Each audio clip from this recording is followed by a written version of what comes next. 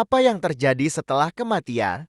Apakah ada surga yang tenang dalam siksaan abadi, kelahiran kembali, atau mungkin hanya ketiadaan?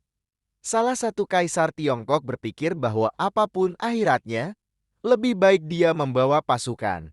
Kita tahu itu karena pada tahun 1974 para petani menggali sumur di dekat desa kecil mereka, menemukan salah satu temuan paling penting dalam sejarah arkeologi, ruang bawah tanah yang luas di sekitar makam kaisar dan berisi lebih dari 8.000 tentara tanah liat seukuran manusia yang siap berperang. Kisah tentara bawah tanah dimulai dengan Yujong yang berkuasa sebagai Raja Qin negara.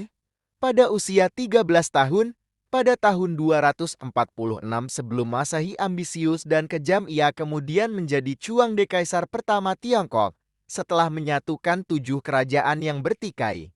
Pemerintahannya selama 36 tahun menghasilkan banyak pencapaian bersejarah. Di antaranya penghalang pertahanan yang kemudian dikenal sebagai tembok besar. Tetapi mungkin Anda yakin Wong mendedikasikan begitu banyak upaya untuk mengamankan warisan sejarahnya karena dia terobsesi dengan kematiannya.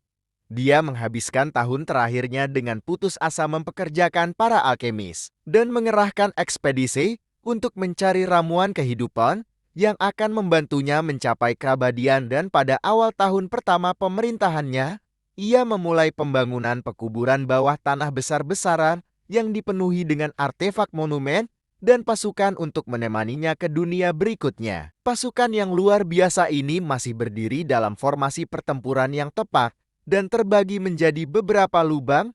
Satu lubang berisi kekuatan utama 6.000 tentara yang masing-masing berbobot beberapa ratus pon per detik, memiliki lebih dari 130 kereta perang dan lebih dari 600 kuda dan 1 maret. Semua patung dipahat dari terakota atau tanah yang dipanggang sejenis tanah liat berwarna coklat kemerahan untuk membangun beberapa bengkel, dan dilaporkan lebih dari 720.000 buruh dikomandoi oleh kaisar termasuk kelompok pengrajin yang membentuk setiap bagian tubuh secara terpisah. Mereka berdiri berdasarkan pangkat dan menampilkan senjata dan seragam yang berbeda, gaya rambut dan ekspresi yang berbeda, dan bahkan telinga yang unik.